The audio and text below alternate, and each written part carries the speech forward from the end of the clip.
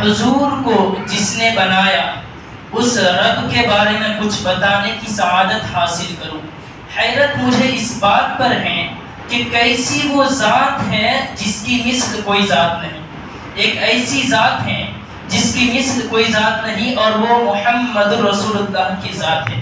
کیا وہ ذات ہے اگر وہ کھارے کنویں کے اندر صرف اپنا تھوک، اپنا لعاب ڈال دے تو 14 صدیاں بیتنے کے بعد بھی وہ کنویں میٹھے کے میٹھے رہیں، ان کنووں کو کوئی کھارا نہ کر سکے؟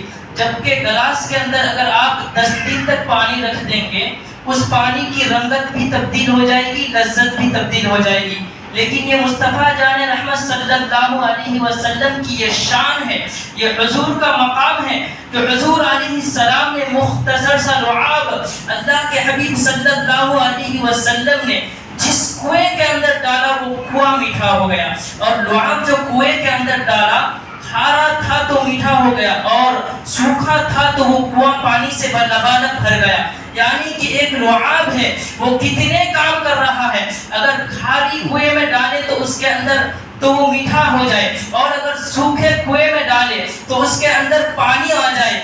اس لعاب کی شان یہ ہے، اللہ کے رسول اگر کسی کے منہ میں ڈالے تو اس کے منہ کے اندر علم و حکمت کی باتیں جاری ہوتی ہوئی نظر آئے، اور حضور اگر غصے سے کسی کے چہرے پہ تھوک دے تو اس کا چہرہ جلتا ہوا نظر آئے۔ یعنی کہ ایک لعاب ہے جو میٹھا بھی کر رہا ہے، وہی لعاب ہے جو پانی بھی لا رہا ہے، وہی لعاب ہے جو کسی کو علم و حکمت بھی دے رہا ہے، وہی لعاب ہے جو کسی کا چہرہ بھی جلا رہا ہے۔ اللہ اکبر! آپ اندازہ تو فرمائیں کہ ملک شام کا ایک واقعہ بیان کیا جا رہا ہے۔ ایک شامی کا منہ کسی نے جلا ہوا دیکھا، کہا تیرا منہ تو بڑا خوبصورت تھا، کیسے جل گیا؟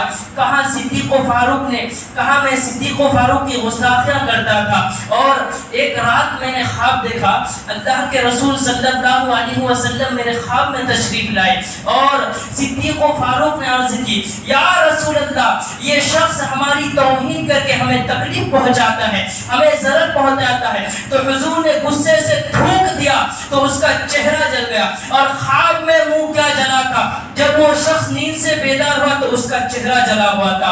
اللہ اکبر! آپ پر اگر سردی کا اثر ہے تو کوئی بات نہیں، لیکن آپ محسوس تو کریں حضور صلی اللہ علیہ وسلم کا لعاب کیا شان والا لعاب ہے۔ پھر تو میں حضور کے تھوک ہی کی تو بات کرتا ہوں، ان کے لعاب ہی کی تو بات کرتا ہوں۔ میرے آقا صلی اللہ علیہ وسلم اپنا یہ لعاب اگر کسی بچے کے منہ میں ڈالے، صبح کو ڈالے تو شام تک کے اس بچے کو دودھ پینے کی حاجت نہیں رہتی تھی، شام تک کہ اس بچے کو بھوک نہیں لگتی تھی، شام تک کہ اس بچے کو پیاس نہیں لگتی تھی۔ اللہ اکبر! میرے پیارے آقا صلی اللہ علیہ وسلم کے پیارے دیوانوں، اب آؤ اس لعاب کی طرف۔ اگر یہ لعاب جابر کے ہانڈی میں جاتا ہے تو جابر کے ہانڈی سے اتنا بڑا لشکر سیراب ہو جاتا ہے۔ یہی لعاب اگر جابر کے آٹے میں جاتا ہے تو پورا لشکر روٹیاں کھاتا ہوا نظر آتا ہے۔ یہی لعاب اگر قتادہ کی آنکھ میں لگ جاتی ہے تو ان کی آنکھیں درست ہو جاتی ہیں۔ اللہ اکبر! ایک جنگ کے موقع پر حضرت قتادہ کی آنکھ نکل گئی، قتادہ اپنی آنکھ کو لے کر کے بارگاہ مصطفیٰ میں حاضر ہوئے، یا رسول اللہ میری آنکھ نکل گئی۔ دنیا کا کوئی مسلمان اگر ہوتا تو یہی کہتا، آنکھ نکل گئی تو حکیم کے پاس جا اور آپریشن کرا، جڑی بوٹی کا استعمال کر، لیکن قربان جائے مصطفیٰ جان محمد صلی اللہ علیہ وسلم کے عظمت پر۔ آنکھ نکل گئی تو حضور نے آگ کا ڈھیلا ہاتھ میں لیا اور لعاب نکالا، قتادہ کی آنکھ میں لگایا، آگ کا ڈھیلا نیچے لگتے ہی وہ خود بخود جڑ گیا۔ قتادہ کہتے ہیں اس آگ سے میں پہلے جتنا دیکھتا تھا لعاب مصطفیٰ کی برکت سے اس سے زیادہ دیکھنے لگا۔ اللہ اکبر! حضور کے لعاب کی یہ شان ہے، حضور کے تھوک مبارک کی یہ شان ہے۔ جنگ خیبر کا موقع ہے، جنگ خیبر کا موقع ہے۔ میرے آقا فرماتے ہیں کہ کل جھنڈا ان کے ہاتھ میں دوں گا جو اللہ کا محبوب ہے، اللہ اور اس کے رسول سے محبت کرتا ہے۔ رات سب نے بے چینی میں گزاری، بے قراری میں گزاری کہ کل کیا ہوتا ہے، کہ کل کیا ہوتا ہے۔ کل جس کو جھنڈا ملے گا اس کو 3 فضیلتیں ملے گی، اس لیے کہ ایک تو وہ فاتح خیبر ہوگا، اور دوسرا دوسرا وہ محب کی سند پائے گا، اور تیسرا محبوبیت کی بھی سند پائے گا۔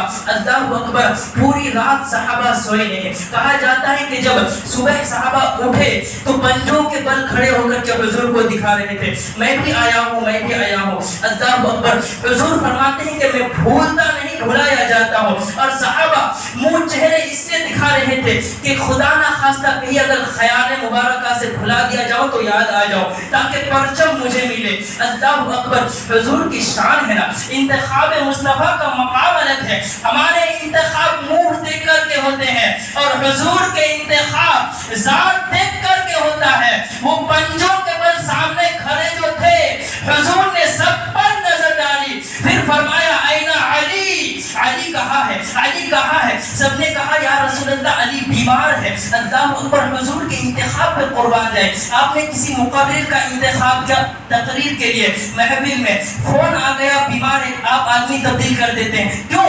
بیمار آدمی تقریر نہیں کر سکتا، اور تقریر کے لیے جتنی طاقت کی ضرورت ہوتی ہے اس سے کئی زیادہ جنگ کے لیے طاقت کی ضرورت ہوتی ہے۔ وہ اور ہے کہ بیمار کی وجہ سے جن کے فیصلے بدل جاتے ہیں، لیکن مصطفیٰ جان رحمت صلی اللہ علیہ وسلم کی زبان وہ ہے، میرے امام فرماتے ہیں وہ زبان جس کو سب کن کی کنجی کہے، ان کی نافذ حکومت پہ لاکھوں سلام۔ اللہ اکبر، آپ اندازہ تو فرمائے۔ اللہ اکبر، جب کہا گیا علی بیمار ہے، بیماری بھی کون سی؟ سر کا درد نہیں، پیر کا درد نہیں، پیٹ کا درد نہیں، سب سے مین چیز جو ہے وہ آنکھوں کے اندر درد ہے۔ آنکھیں آنسو بے چشم ہیں، آنکھیں لال لال ہیں، کھلنے کو تیار نہیں۔ جب کہا گیا کہ بیمار ہے علی، میرے آقا نے فرمایا جاؤ میرے علی کیا ہوا؟ کہا یا رسول اللہ میری آنکھوں میں درد ہے۔ حضور نے لعاب نکالا، علی کی آنکھ میں لگایا۔ علی کہتے ہیں اس کے بعد زندگی میں مجھے کبھی آنکھ کی تکلیف محسوس نہیں ہوا۔ اللہ اکبر، حضور کے لعاب کیا یہ حال ہے، حضور کے دھوپ مبارک کا یہ حال ہے، تو پھر پسینے کا کیا حال ہے حضور کے؟ پسینے کا کیا حال ہے حضور کے؟ ایک بات تو ہے کہ دنیا کے اندر بڑے سے بڑے خوبصورت جتنے بھی ہیں، دنیا کے اندر بڑے سے بڑے خوبصورت جتنے بھی ہیں، لیکن جب ان کو پسینہ نکلتا ہے تو بدبودار نکلتا ہے، اور پسینہ بے ترتیب نکلتا ہے، اور نکل کر کے بہتا بھی ہے اور کدھر بھی بہتا ہے۔ اب زبان حیات خاموش ہے، کہاں کہاں سے پسینہ نکلتا ہے۔ اللہ اکبر، لیکن یہ میرے آقا صلی اللہ علیہ وسلم کی یہ شان ہے، حضور کو کبھی بے ترتیب پسینہ نہیں نکلتا تھا، اور نکل کر کے کبھی بہتا نہیں تھا۔ اللہ اکبر، یہ میرے آقا کی خوبصورتی ہے۔ اللہ اکبر، صحابہ فرماتے ہیں کہ جب بھی حضور کو پسینہ کسی نے سونے کے موتی تاک دیے ہو، اللہ اکبر، حضور کا پسینہ کبھی بے ترتیب نہیں نکلا۔ اس وجہ سے کسی نے یہ نہیں کہا کہ حضور کے گرتے ہوئے پسینے کو ہم نے شیشے میں لیا ہے، جس نے بھی کہا یہی کہا کہ حضور کے جسم سے ہم نے سمٹ کر کے پسینہ لیا ہے۔ تو پتا چلا جس کا پسینہ کبھی بے ترتیب نہ نکلتا ہو،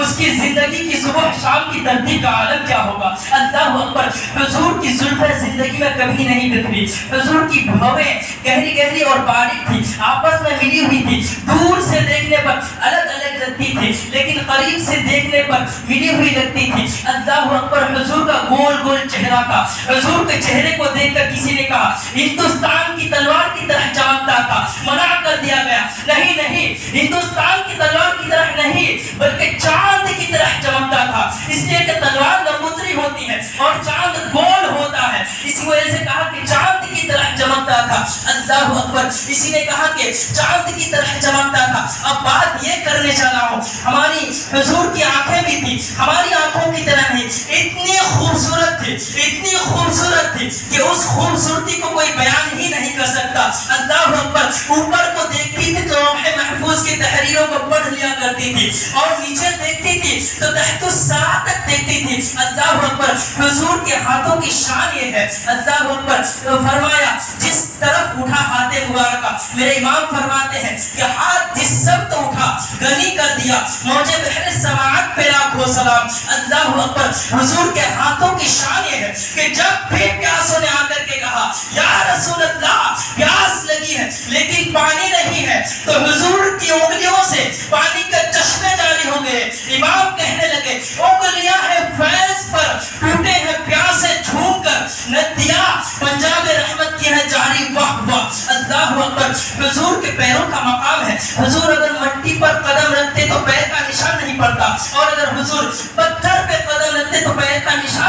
جاتا ہے. اللہ اکبر. حضور کی زبان کی شان کا یہ عالم ہے. حضور اگر درخت کو اشارہ کرتے تو درخت جھومتے ہوئے بارگاہ رسالت میں حاضر ہو جاتے ہیں, پھر فرماتے ہیں تو واپس چلے آتے ہیں. حضور پر پتھر درود و سلام پڑھتے ہیں, حضور پر کنکر درود و سلام پڑھتے ہیں.